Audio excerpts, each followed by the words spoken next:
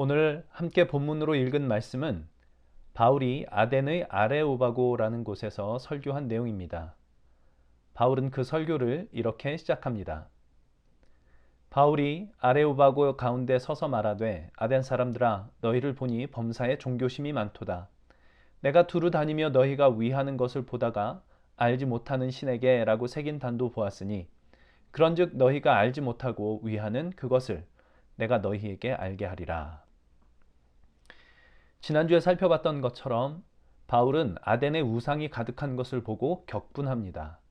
그래서 회당이든 장터든 만나는 사람마다 변론을 하기 시작했고 그것이 지금 아레오바고의 설교로 이어진 것입니다.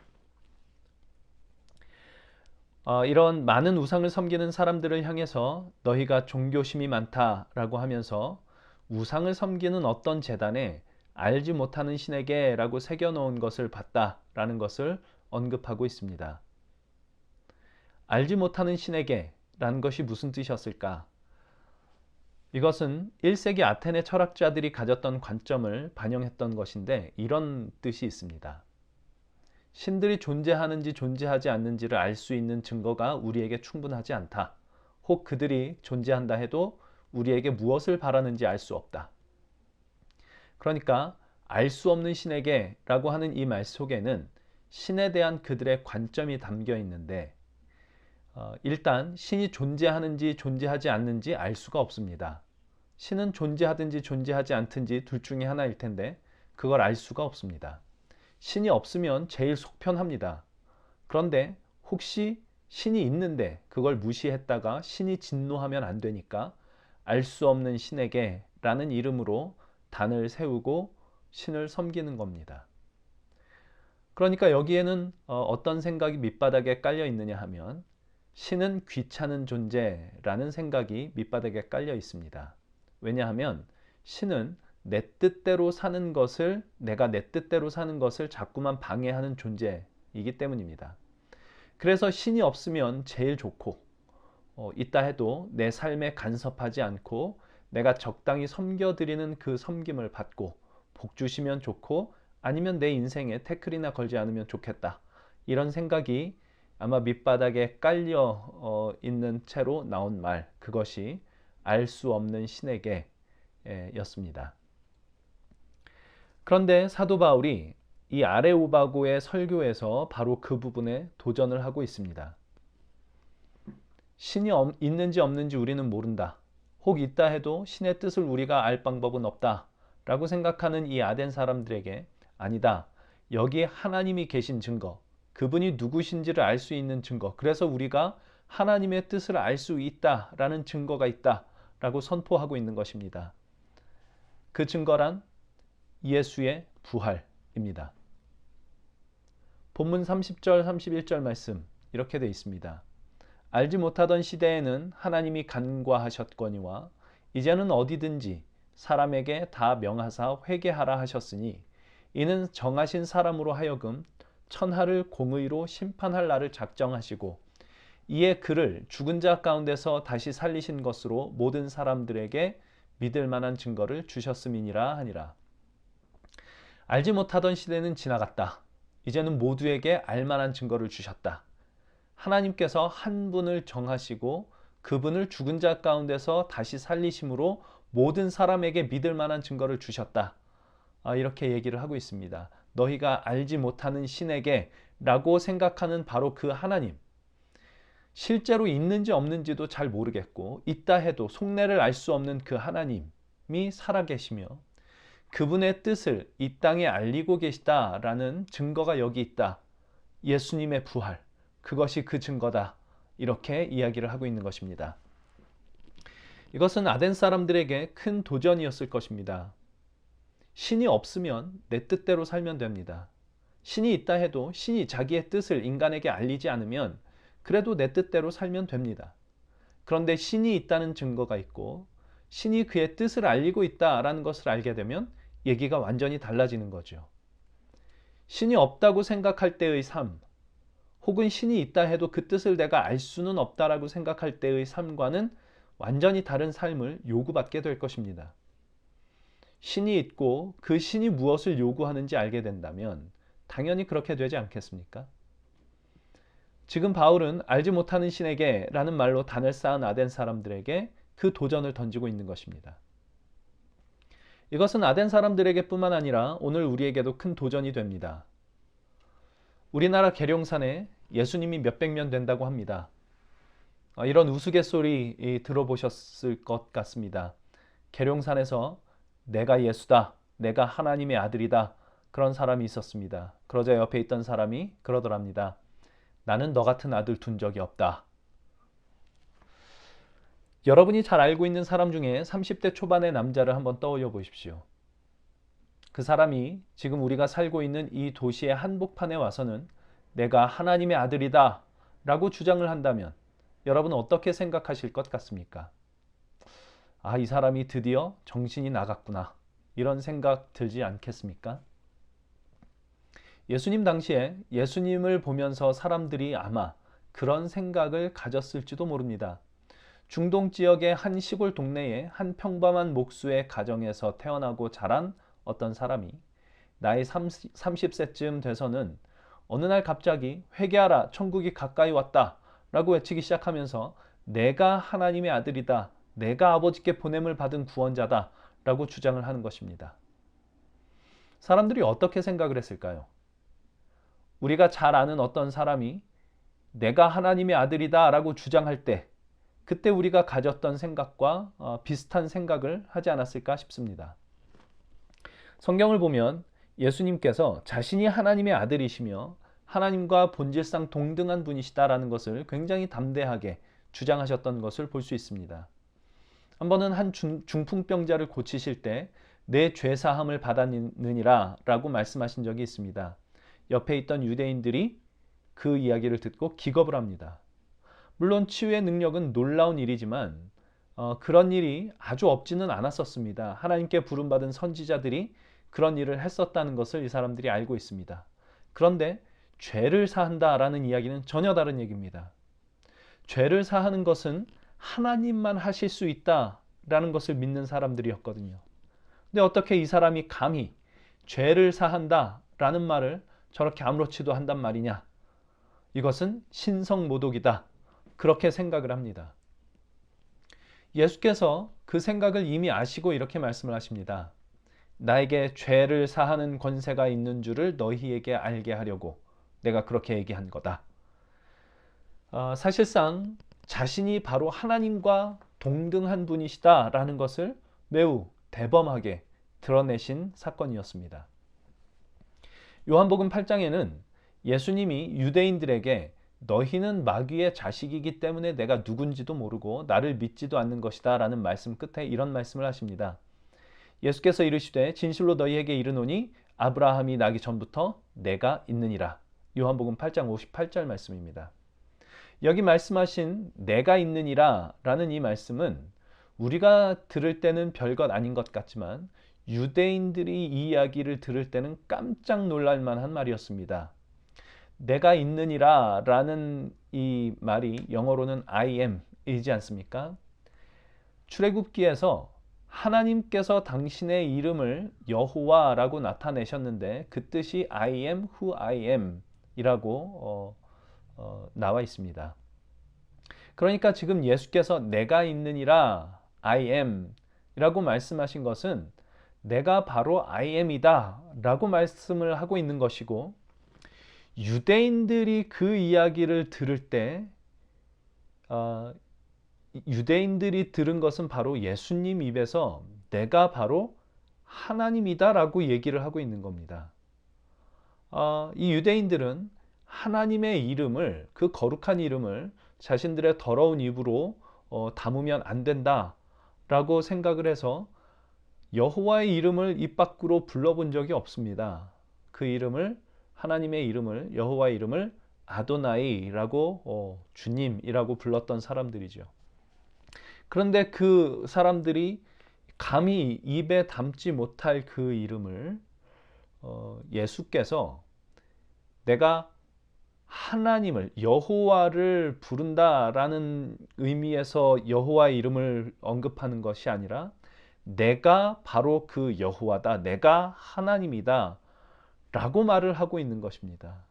그러니 유대인들에게 있어서는 지금 이 예수는 자기들의 하나님을 굉장하게 모욕하고 있는 것입니다. 그래서 유대인들이 예수님의 그 말을 듣자마자 예수님을 돌로 치려 했다라고 성경에 기록이 되어 있습니다.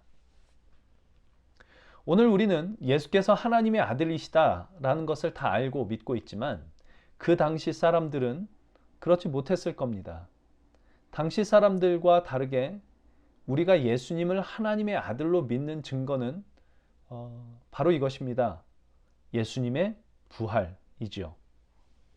예수께서 부활하지 않으셨다면, 그냥 십자가에 달려 죽으신 것으로 끝이었다면, 예수께서 내가 하나님의 아들이다 라고 주장하셨던 그 모든 주장들은 터무니없는 얘기로, 역사 속에서 정신이 좀 이상한 한 사람이 자신이 세상을 구원할 거라고 믿고 그렇게 주장을 하다가 결국 세상을 혼란케 한 죄로 처형당하고만 하나의 해프닝으로 끝나고 말았을 것입니다. 그러나 십자가에서 죽으셨을 뿐만 아니라 그분이 그렇게 부활하셨다면 얘기가 완전히 달라집니다. 그분이 살아생전에 주장하셨던 대로 그분이 바로 하나님의 아들이 맞구나, 그런 얘기가 되고, 그분의 십자가 죽으심이 비로소 한 정신 이상자에게 일어난 해프닝이 아니라 죄인들을 향한 하나님의 무한하신 사랑의 완전한 증거가 되고, 이제 그리스도 예수 안에서 하나님께서 우리를 보실 때 우리의 죄나 결점을 보시는 것이 아니라 그리스도 예수 안에서 새롭게 된 나의 모습을 보신다라는 복음이 되는 것입니다. 십자가가 복음이 되는 것은 바로 그 부활 때문입니다. 그리고 바로 그 예수 안에서 우리는 하나님의 뜻을 발견할 수 있으며, 이제 우리는 그분의 완전하신 사랑을 받은 자로서 그분의 뜻을 따라 살아가야 하는 존재로 부름을 받고 있는 것입니다.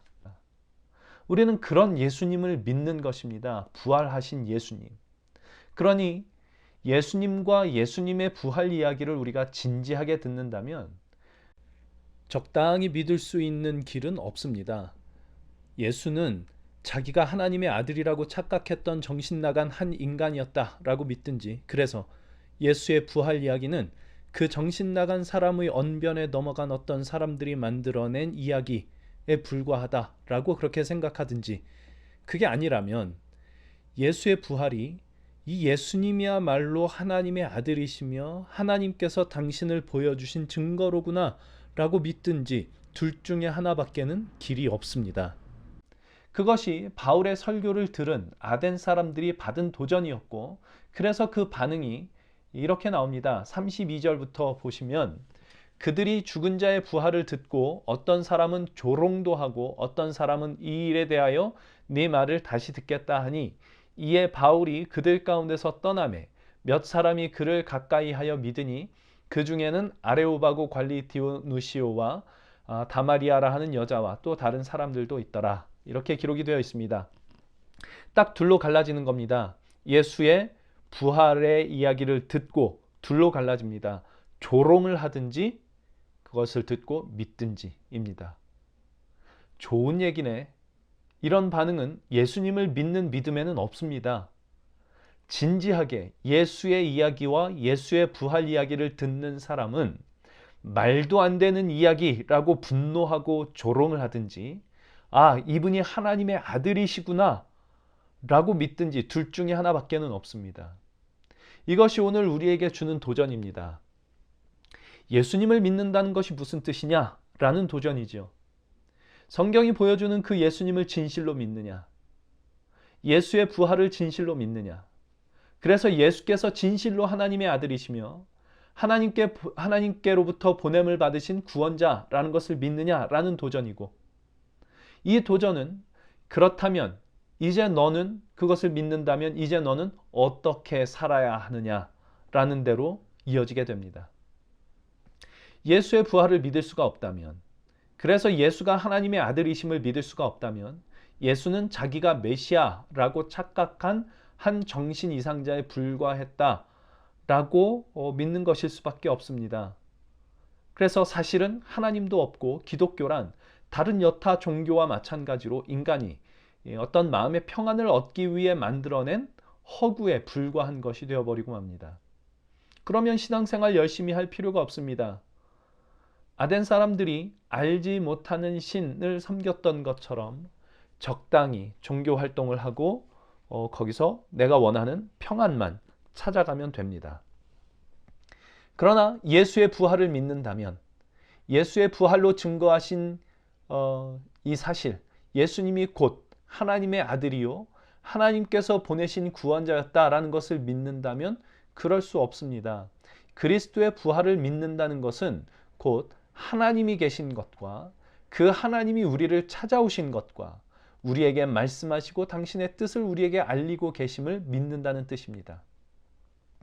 이 하나님은 저 멀리 하늘에서 자기를 숨기시고 자기의 뜻도 감춰놓고 인간과 숨바꼭질을 하는 그런 하나님이 아니라 당신의 살아계신 것과 당신의 뜻을 드러내시는 분이시다라는 것이 그리스도 예수 안에서 계시되었고 오늘 우리에게는 그것이 성경 말씀으로 계시되었음을 믿는 것.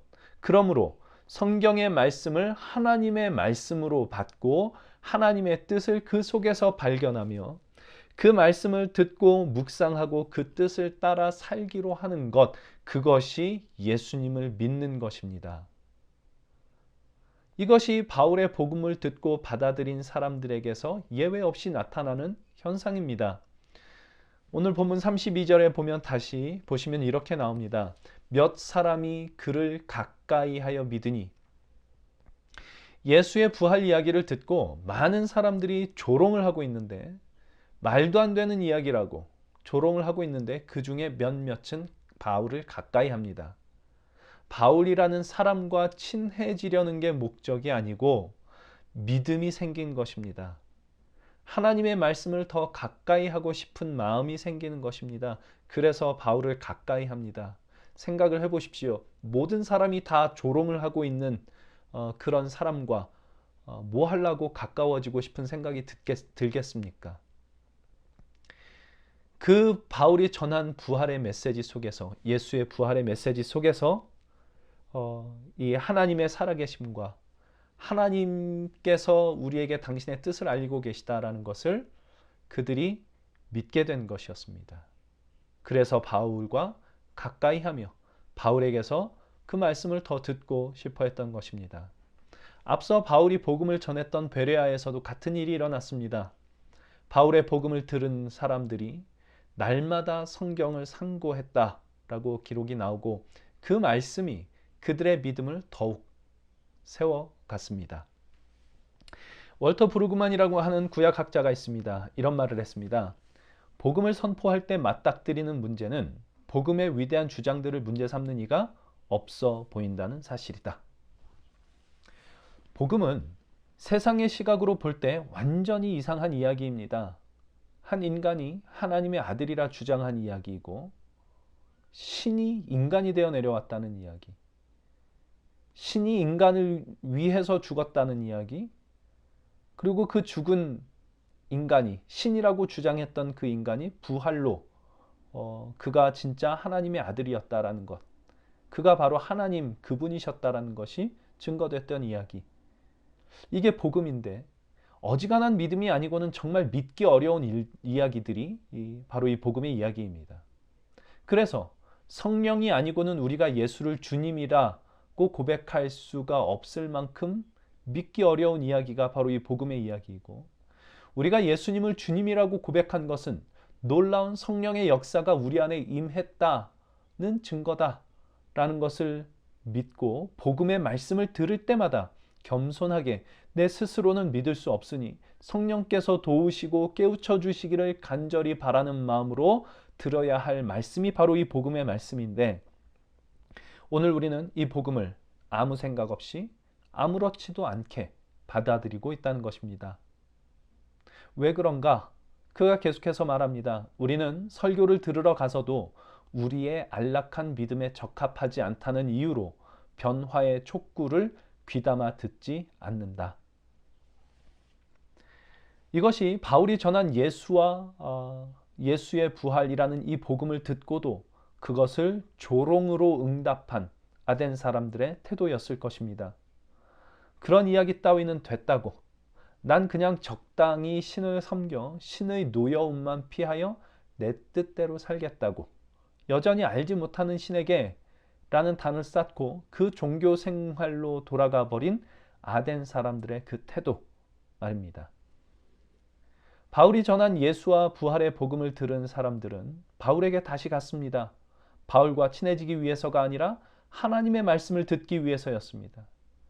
그 복음을 받아들이는 사람들이 날마다 성경을 상고했습니다. 성경이 하나님의 말씀임을 믿고 하나님께서 그리스도 예수 안에서 밝히 드러내시는 뜻을 성경 안에서 발견하기 위해서였습니다. 바울은 이렇게 얘기를 합니다. 디모데후서 3장 15절에서 17절 말씀. 성경은 능히 너로 하여금 그리스도 예수 안에 있는 믿음으로 말미암아 구원에 이르는 지혜가 있게 하느니라. 모든 성경은 하나님의 감동으로 된 것으로 교훈과 책망과 바르게 함과 의로 교육하기에 유익하니 이는 하나님의 사람으로 온전하게 하며 모든 선한 일을 행할 능력을 갖추게 하려 함이라. 성경에 그리스도 예수 안에 있는 믿음으로 말미암아 구원에 이르는 지혜가 있습니다. 바로 이 말씀 속에 예수와 예수의 부활이 밝히 증거되고 있기 때문입니다. 그리스도의 부활을 믿는 믿음이 우리로 하여금 하나님이 계신 것과 그분이 당신의 뜻을 우리에게 알리고 계심을 알게 합니다. 성령께서 그렇게 하고 계십니다. 그리고 그 뜻을 알기 위하여 우리는 성경으로 돌아갑니다. 그러나 우리 오해하지 말아야 됩니다. 우리는 마음의 평안을 얻기 위해서 혹은 어떤 깨달음을 얻기 위해서 성경을 읽지 않습니다. 여기 디모데후서 3장에 나온 말씀처럼 하나님의 사람으로 온전하게 되고 모든 선한 일을 행할 능력을 갖추기 위해서, 그렇게 되기 위해서 성경을 읽는 것도 아닙니다. 우리가 성경을 읽는 유일한 이유는 그것이 바로 하나님의 말씀이기 때문입니다. 성경이 내게 주는 유익 때문에 성경을 읽는 것이 아니고 성경 말씀이 바로 하나님의 말씀이기 때문에 우리가 성경을 읽습니다. 성경이 하나님의 말씀이며 하나님의 뜻을 우리에게 알려주시는 방편이기 때문에 우리가 성경을 읽습니다. 그러면 우리가 위로를 얻기 위해서 성경을 읽는 것은 아니지만 말씀 속에서 주님의 위로를 받습니다. 평안함을 얻기 위해서 말씀을 읽는 것은 아니지만 그 말씀 가운데 평안함도 있고 깨달음도 있고 인생을 살아갈 지혜도 있고 책망과 교훈도 있고 바르게 함도 있고 하나님의 사람으로 온전케 하심도 있고 선한 일을 행할 능력에 갖추는 일도 말씀 속에서 일어납니다. 당연합니다. 그것이 하나님의 말씀이기 때문이고 하나님의 말씀에는 능력이 있기 때문입니다. 우리가 무언가를 얻기 위해 성경을 읽는다면 우리는 하나님을 알지도 못하고 말씀 속에서 그 어떤 것도 얻지 못할 것입니다. 그러나 성경이 하나님의 말씀이기 때문에 그 말씀 속에서 하나님과 교제를 나누고자 할 때 우리는 모든 것을 얻게 될 것입니다. 성경이 하나님의 말씀이다라는 그 믿음이 어디서 옵니까? 예수와 예수의 부활을 믿는 그 믿음으로부터 옵니다. 성경이 그것을 밝히 증언하고 있습니다. 그리고 성령께서 그것을 깨우쳐 주십니다. 사랑하는 성도 여러분, 오늘 우리는 어떤 믿음을 갖고 있습니까? 예수님을 믿고 있습니까? 예수님의 부활을 진실로 믿습니까? 그분이 하나님의 아들이시며 그분을 통해 하나님께서 당신의 뜻을 나타내신 것을 진정으로 믿습니까? 그 예수님이 말씀이 육신이 되어 오신 분이시다라는 것을 믿고 있습니까? 그리하여 그분의 말씀 속에 하나님이 계시다라는 것을 믿고 있습니까? 그분이 그리스도 예수를 우리에게 보내셨으며 우리의 죄를 용서하시기 위하여 아들을 십자가에 못 박으셨다는 그 사실을 믿으십니까? 그 사랑으로 우리를 찾아오시고 그 사랑 속으로 우리를 지금도 부르고 계시다라는 그 사실을 알고 있습니까? 그 하나님을 만나기 위하여 그분과 더 깊이 교제하기 위하여 그분의 말씀을 가까이 하고 있습니까? 그리고 그 말씀이 나의 자아와 충돌할 때, 내 생각과 충돌할 때, 내 뜻과 충돌할 때 그 말씀이 나의 못난 자아를, 죄로 인해 어그러진 나의 모습을 만지시고 고쳐가시도록 나를 내어드리고 있습니까? 그 말씀으로 밝히 드러내시는 하나님의 뜻으로 인해 장차 올 영원한 하나님의 나라를 하나님께서 지금도 이루어가고 계시다라는 그 사실로 인해서 어려운 우리의 이 현실과 인생 속에서 위로와 격려를 받고 있습니까? 이 모든 것이 주님의 말씀 안에 있습니다. 예수의 부활로 그것을 알리셨습니다. 예수가 바로 하나님의 아들이다. 그분의 모든 말씀이 진리이다. 그분의 말씀 안에 하나님이 계시며 우리는 언제든지 하나님을 만날 수 있고 그분의 뜻을 알 수 있으며 그분의 뜻을 따라 살 수 있다. 우리는 알지 못하는 신을 섬기는 것이 아니다. 그분은 우리에게 모든 것을 다 드러내 보이시는 분이시다. 이것이 오늘 우리의 믿음이 되기를, 이 믿음으로 인하여 우리 하나님의 말씀을 날마다 가까이 할 수 있기를 바랍니다. 하나님의 말씀은 틀림이 없습니다. 하나님을 가까이 하고 그분의 말씀을 가까이 할 때 우리는 그분의 말씀 안에서 하나님께서 약속하신 풍성한 하늘의 복을, 세상의 것과는 다른 하늘의 은혜와 평강을 누리게 될 것입니다. 함께 기도하겠습니다. 하나님 아버지, 사도 바울이 아덴 사람들에게 전한 복음의 말씀이 오늘 우리에게 도전이 됩니다. 어쩌면 우리는 아덴 사람들이 알지 못하는 신에게 라는 그 마음으로 우상신을 섬겼던 것처럼 우리도 하나님을 알 수 없는 분으로 여기고 싶어 하는지도 모르겠습니다. 그분이 계신지 안 계신지도 잘 모르겠고 그분이 계신다 한들 우리에게 무슨 뜻을 갖고 계신지도 우리는 알 수 없다라고 생각하고 싶어 하는지 모르겠습니다. 그러나 그리스도의 부활을 믿는다면 그럴 수 없다는 것을 2000년 전 사도 바울이 전한 설교로 우리에게 도전해 오십니다. 이제 말씀 가운데 살아계신 우리 하나님을 더 가까이 교제하고자 하는 그 마음 우리에게 주시고 모든 말씀을 겸손하게 주님의 말씀으로 받으며 성령님의 인도하심 가운데 하나님의 복된 말씀들로 우리의 삶의 양식 삼을 수 있도록 주님 도와주시옵소서. 오늘같이 어려운 시기 너희는 두려워하지 말고 담대하라 내가 세상을 이겼노라 라는 주님의 말씀으로 힘과 위로를 얻게 하시고 우리의 모든 어그러진 옛 자아가 말씀 안에서 책망받고 교훈을 받아 바른 하나님의 사람이 되게 하여 주시옵소서. 주님의 말씀이 우리 안에 스며들어 내면화되게 하시고 하나님을 사랑하고 이웃을 사랑하는 일에 게을리 하지 말게 하시고 그리하여 예수의 부활이 우리의 삶 속에서 증거되며 우리 하나님께서 기뻐하시는 삶, 하나님께서 영광 받으시는 삶 될 수 있도록 우리의 삶을 붙드시고 인도하여 주시옵소서. 감사드리며 예수님의 이름으로 기도합니다. 아멘.